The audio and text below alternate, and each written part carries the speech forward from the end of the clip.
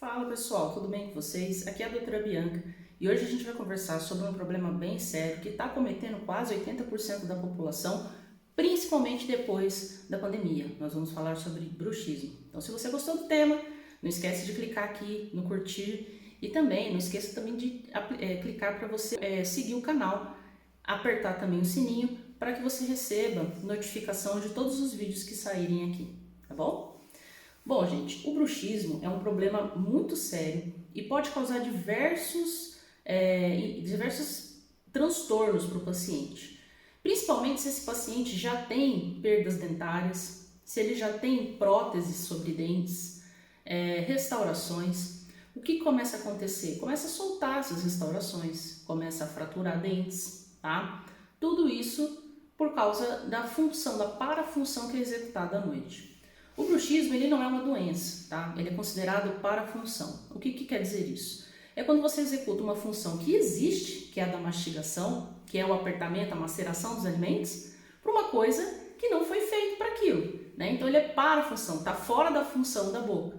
Você usa os movimentos de mastigação, que é os movimentos excêntricos, né? Que são os movimentos em que a mordida, a boca balança para um lado, para o outro, né? A parte de baixo, para macerar os alimentos. E os movimentos cêntricos, que são aqueles movimentos de apertar mesmo os dentes, sem ter nada na boca.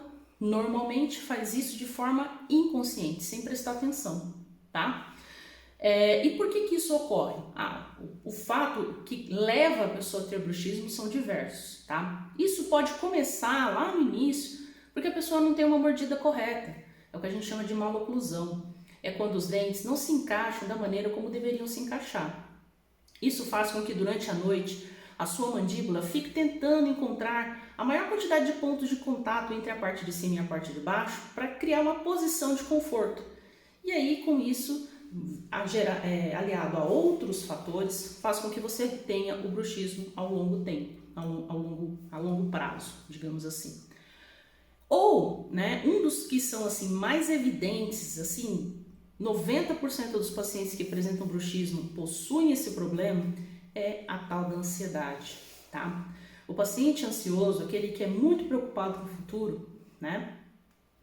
Ele acaba por ter muita tensão, muita adrenalina, muita energia acumulada no corpo dele. E uma das formas que o corpo arruma para poder dissipar essa energia durante a noite é o bruxismo. É uma forma de dissipar a tensão que se forma durante o dia. Devido ao estresse, devido aos problemas da vida, a pessoa acaba tendo isso como uma forma de dissipar o estresse. Mas qual que é a consequência de você usar esse tipo de método, né, para dissipar o estresse? O problema é que os dentes não foram feitos para aquela função. Então você acaba encostando e rangendo um dente sobre o outro, desgastando a estrutura do esmalte, né, causando sensibilidade. Se o fato é o apertamento dentário, ou seja, ao invés da pessoa esfregar os dentes, ela faz o movimento cêntrico, que a gente chama, né, que é o de apertar os dentes, você pode ter fraturas de prótese, fratura de restaurações, a restauração não para no dente, né? Por quê? Por causa desse apertamento. O bruxismo, normalmente, ele ocorre à noite, conforme a pessoa vai dormir, ou no horário que a pessoa vai dormir, né? Eu tenho muitos pacientes que são bruxistas e trabalham em horários noturnos. Por quê? Porque o nosso corpo ele não foi feito para dormir de dia, ele foi feito para dormir de noite, quando está tudo escuro. E isso causa um estresse no organismo que acaba usando do bruxismo para dissipar esse problema, tá? Então, a ansiedade, o estresse também, né, colaboram e muito para que a pessoa tenha essa parafunção que é o bruxismo. O tratamento, gente, depende muito do que a pessoa tem. Então, primeiro, é necessário a pessoa passar em avaliação e se observar o que é preciso ser feito. Por exemplo, se ela tem muitos desgastes entre as guias de desoclusão e os dentes, é necessário reconstruir algumas guias de oclusão para que você não tenha, então, uma parafunção pior ainda, né? Ou seja, a sua mordida comece a ranger os dentes e fazer movimentos que vão alterar o seu côndilo, nas articulações que a gente tem aqui, que é a que faz a boca abrir e fechar. Então tem que ser avaliado para ver até que ponto o seu bruxismo já interferiu na sua saúde bucal e na sua saúde articular também. Porque tem muitos pacientes que procuram a gente, não é nem por causa do desgaste dos dentes, é porque o bruxismo, como ele está forçando uma articulação que a gente tem aqui, né? Você está movimentando a boca mais do que deveria, essa articulação acaba sofrendo. Então você começa a ter degeneração dessa articulação, disfunção dessa articulação, ou aqui começa a estalar, né? A pessoa começa a ter dores de cabeça nessa região temporal, a pessoa acorda com a boca cansada, com a cabeça cansada, porque a mandíbula, né, trabalhou a noite toda. Tá? Então, assim, tem que fazer a avaliação certinho para saber qual é o seu caso. Na maioria das vezes, os tratamentos passam por você colocar uma placa para evitar que o paciente faça esses movimentos entre os dentes, né, o bruxismo, no caso do bruxismo, e com isso deixa ele numa sensação de relaxamento, tem uma posição correta, né, que a gente chama de relação cêntrica, para que você tenha relaxamento dessa articulação e que você durma melhor. É um relato que muitos pacientes fazem, os pacientes bruxistas realmente, né, que quando você coloca a placa a pessoa dorme muito melhor, tá? E para o apertamento dentário? O apertamento dentário nem sempre acontece quando a pessoa está dormindo.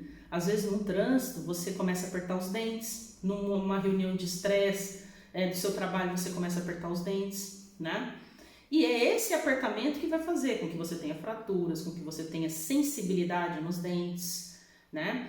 Então, tem que ser avaliado se isso está acontecendo e existem outros tratamentos. Hoje a gente fala, né, na aplicação de Botox, de cuidar também da parte emocional. Então eu aconselho, isso é uma coisa que se você está sofrendo, você já pode começar a procurar fazer coisas para diminuir essa tensão, essa ansiedade que você tem. Quais são essas coisas? Você pode começar, por exemplo, se você tem pouco tempo e pouca disponibilidade, fazer uma caminhada, tá? Fazer uma caminhada desligando a cabeça. Como que você faz isso? Prestando atenção nas árvores, nas casas, nos carros, vivendo o presente. Porque o grande problema da ansiedade é que você vive para o futuro, uma coisa que ainda nem aconteceu e provavelmente não vai acontecer do jeito ruim que a nossa cabeça está pintando, né? Você deixa de viver o presente e aí a ansiedade vem com tudo. Quando você sai para fazer essa caminhada, você está exercitando viver o presente. E isso é importante para a sua cabeça entender que naquele momento está tudo bem. Se você fizer isso, vai ajudar bastante, mas existem outros métodos que são muito mais eficazes, né? Esse é um simples, que qualquer pessoa pode fazer, dar uma voltinha no quarteirão do seu bairro, fazer uma volta um pouco maior antes de chegar ao trabalho, fazer um caminho diferente do que você está acostumado a fazer, porque isso você força você a estar presente, a prestar atenção no caminho, né? Você não faz as coisas mais de forma mais automatizada. Outra coisa que pode ajudar muito e ajuda bastante, né, para os pacientes que entendem esta cultura, né, é a meditação. A meditação, gente, ajuda muito você a diminuir a ansiedade, a diminuir o estresse e com isso ter uma noite de sono melhor. Muitos dos meus pacientes que começaram a fazer meditação, e para isso existem diversos aplicativos, diversas formas, né, tem centros de meditação, disseram que teve uma melhora significativa e muitos deles deixaram de usar a placa. Porque a placa, gente, é uma muleta, é uma coisa para evitar que você ranje os dentes, mas não é um tratamento. Isso quer dizer que se você não fizer nada para lidar com a parte emocional, provavelmente você vai ter que usar a placa o resto da vida. Outras coisas que podem ajudar é você procurar um profissional, se você tem muita ansiedade, se isso chega a te dar sintomas físicos, é você procurar um profissional, psicólogo, ou até mesmo um psiquiatra, se a sua ansiedade for muito grande, causar taquicardia, né, alterações corpóreas muito acentuadas, procure para que você possa fazer a regulação, tá? Só você aprendendo a lidar melhor com a sua ansiedade que você vai conseguir melhorar realmente do bruxismo. A atividade física, não precisa ser uma caminhada, se você gosta, por exemplo, de academia, é interessante. Porque para você estar na academia, estar malhando, você precisa estar presente, você precisa estar prestando atenção no seu corpo. Então isso é bacana de você fazer. Além da liberação de serotonina, que vai ajudar também na sensação de relaxamento, você vai dormir melhor, tá? Então, tudo isso interfere para que você possa, então, fazer o tratamento para o bruxismo e para o apertamento dentário. Apertamento dentário, normalmente a gente tem aí aplicações de botox para poder diminuir o tônus muscular, né? Mas é a mesma coisa, se você não tratar a causa, a cada 6 meses você vai ter que estar lá fazendo aplicações ou usar a placa durante o home office para poder diminuir esse apertamento que você tem, tá? Gente, fundamental é cuidar da parte emocional. Sem cuidar da parte emocional, realmente é difícil o paciente se livrar do bruxismo, tá bom? Bom, gente, eu espero ter ajudado o pessoal que está sofrendo aí com essa questão. Espero que as dicas ajudem, né? Você já ir diminuindo a tensão e a ansiedade. Qualquer dúvida, deixa aqui no comentário. Assim que for possível, eu vou respondendo, tá bom? Um grande beijo e até o próximo vídeo. Tchau, tchau.